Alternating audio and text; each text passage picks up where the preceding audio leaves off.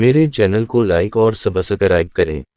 جابر حاکم اور ظالم نظام کے خلاف جب حسینی جرأت رکھنے والے اس رہنما نے قیام کیا تو ان کے باوفا ساتھیوں نے ان کے دادا کے ساتھ کی جانے والی دغا اور دھوکے کو یاد دلایا اور یہ خدشہ ظاہر کیا کہ کہیں ان کے ساتھی بھی انہیں امام حسین علیہ السلام کی طرح تنہا نہ چھوڑ دیں، لیکن حق کے لیے تلوار بلند کرنے والا وہ فرزند نبی تعداد کی کمی اور دشمنوں کی سازشوں سے کہاں ڈرنے والا تھا۔ آخرکار 61 سالوں بعد تاریخ نے پھر واقعہ کربلا کو دہرایا اور عالم محمد نے حق کی اشاعت کے لیے پھر اپنے لہو کی قربانی پیش کی۔ اس مظلوم شہید کا نام حضرت زید ابن علی علیہ السلام تھا، جو امام زین العابدین علیہ السلام کے فرزند اور امام حسین علیہ السلام کے پوتے تھے، جن کے خروج کے متعلق اہل سنت کے امام ابو حنیفہ رحمہ اللہ علیہ نے فرمایا تھا کہ بنو امیہ کے خلاف زید کا نکلنا نبی صلی اللہ علیہ وسلم کے بدر میں نکلنے کے مشابہ ہیں۔ امام زید ابن علی کی پیدائش اسی ہجری میں مدینہ منورہ میں ہوئی۔ آپ کے والد امام سجاد علیہ السلام امام مظلوم حسین ابن علی کے بیٹے تھے، جنہوں نے واقع کربلا اور ملک شام کے سفر کی سختی برداشت کرنے کے بعد مدینہ میں ہی سکونت اختیار کر لی تھی۔ امام سجاد علیہ السلام کے امام محمد باقر سمیت اور بھی بیٹے تھے، ان میں زید امام علیہ السلام کے لاڈلے فرزند تھے۔ حضرت زید نے اپنے والد سے ہی دینی تعلیم کا آغاز کیا اور بہت ہی کم عمر میں قرآن مجید کے حافظ ہو گئے۔ آپ قرآن مجید میں بہت غور و فکر کیا کرتے ہیں اور آیات کی تفسیر اور تعلیم آپ کو حاصل تھی، اس لیے آپ کو لوگ حلیف القرآن بھی کہتے تھے۔ جب زید 18 سال کے تھے تو امام زین العابدین وفات پا گئے، لہٰذا آپ کی پرورش اور کفالت آپ کے بھائی امام باقر علیہ السلام نے کی۔ امام زید ابن علی کا شمار بڑے تابعین میں ہوتا ہے۔ آپ نے صحابی رسول حضرت عامر بن واسطہ، جابر بن عبداللہ، ابا عثمان اور ابن ابی رافع رضی اللہ تعالیٰ عنہما سے احادیث سے روایت کی ہے، جو اہل سنت کے مختلف کتب احادیث میں نقل کی گئی ہے۔ زید ابن علی اپنے والد کی طرح نہایت ہی صالح، عبادت گزار اور متوقع شخص تھے، نیز آپ کے علم و فضل اور روحانی اور صاف آپ کو مائع اہل بیت میں ایک امتیازی شخص بنا دیتی ہے۔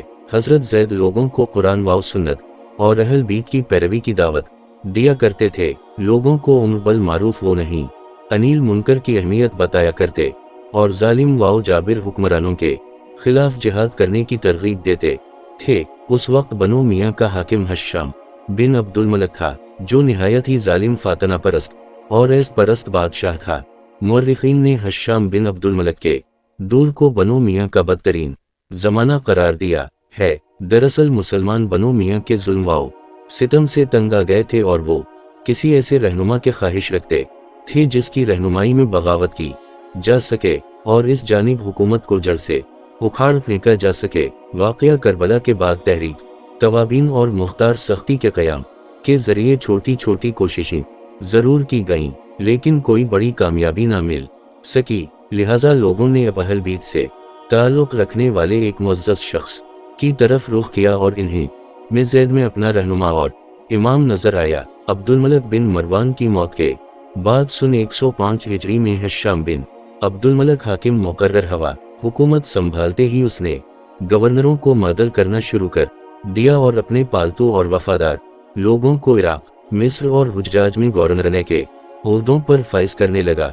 حشام نے حضرت زید ابن علی کو کوفہ آنے کا حکم دیا، کیونکہ اسے کسی گورنر کے متعلق گواہی طلب کرنی تھی، مگر جب آپ علیہ السلام اس کے دربار میں حاضر ہوئے تو اس نے حضرت زید اور اہل بیت رسول کے خلاف نازیبا الفاظ کہیں اور توہین آمیز جملے استعمال کیے، لہٰذا حضرت زید علیہ السلام نے بھی حشام کے خلاف بھری دربار میں خطبہ دیا اور اس طرح بغاوت کے شعلے زور پکڑ گئی۔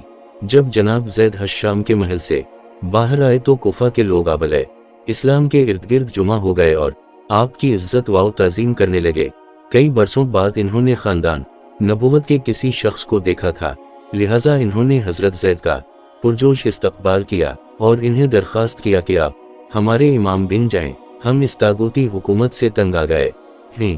کوفیوں نے حضرت زید علیہ السلام کو یقین دلایا کہ ایک سفر لوگ آپ کی بات کریں گے اور حشام کے خلاف ایک بڑا لشکر آپ کی حمایت میں تیار ہے، لہٰذا مدائن بصرہ واسطے موصل سے لوگ کوفہ آنے لگے اور زید سے خروج کرنے کی درخواست کرنے لگے۔ بے شمار لوگوں نے آپ کی بید لینی شروع کر دی۔ حضرت زید ابن علی نے فرمایا، خدا کی قسم، اللہ کی کتاب اور رسول اللہ کی سنت کو جب میں نے درست کر لی تو اس کے بعد مجھے پرواہ نہیں کہ میرے لیے آگ جلائی جائے اور اس میں مجھے جھونک ہی دیا جائے۔ لہٰذا ایک سفر 122 ہجری کو آپ نے لشکر سمیت خروج کیا۔ لوگ جامع مسجد میں جمع ہو گئے اور تلوار نیم سے نکالیں، لیکن جب حشام کے حکم سے گورنر یوسف سقفی فوج لے کر کوفہ پہنچا تو کوفیوں نے پھر تاریخ دہرائی اور 2 سفر کے صبح حضرت زید کے ساتھ صرف 218 لوگ رہ گئے۔ امام زید نے فرمایا، کیفیوں کے متعلق مجھے پہلے ہی آگاہ کیا گیا تھا کہ تم لوگ میرا ساتھ چھوڑ دو گے۔ ایک طرف بنو میاں کے ہزاروں سپاہی اور دوسری طرف حضرت زید ابن علی کے ساتھ آپ کے 218 وفادار ساتھی تھے۔ اسنا برابر جنگ میں پلک جھپکتے ہی حضرت زید کے ساتھی شہید ہونے لگے اور آخر کار زید ابن علی کو پیشانی پر تیر ماری گئی۔ آپ علیہ السلام بھی شہید ہو گئے۔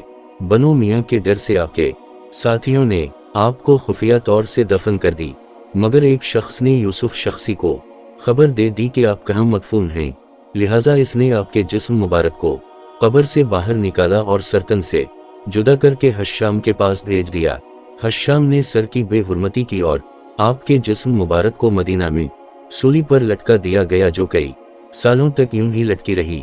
حشام کے مرنے کے بعد ولید نے اسے اتروئی اور جلانے کا حکم دیا، پھر دریائے فرات میں اس خاک کو بہا دیا گیا۔ امام ابن حجر نے حضرت زید ابن علی کی شہادت کے متعلق لکھا کہ حضرت جلیل بن حازم نے رسول اللہ صلی اللہ علیہ وسلم کو خواب میں دیکھا۔ زید کی شہادت کے بعد آپ صلی اللہ علیہ وسلم حضرت زید کے جسم سے پشت مبارک لگائے فرما رہے ہیں، لوگوں میرے فرزند کے ساتھ یہ کیا سلوک کرتے ہو؟ اللہ تعالیٰ میں آخرت کی توفیق عطا فرمائے اور ہمارے ایمان کو مضبوط کرے، امین ثم امین۔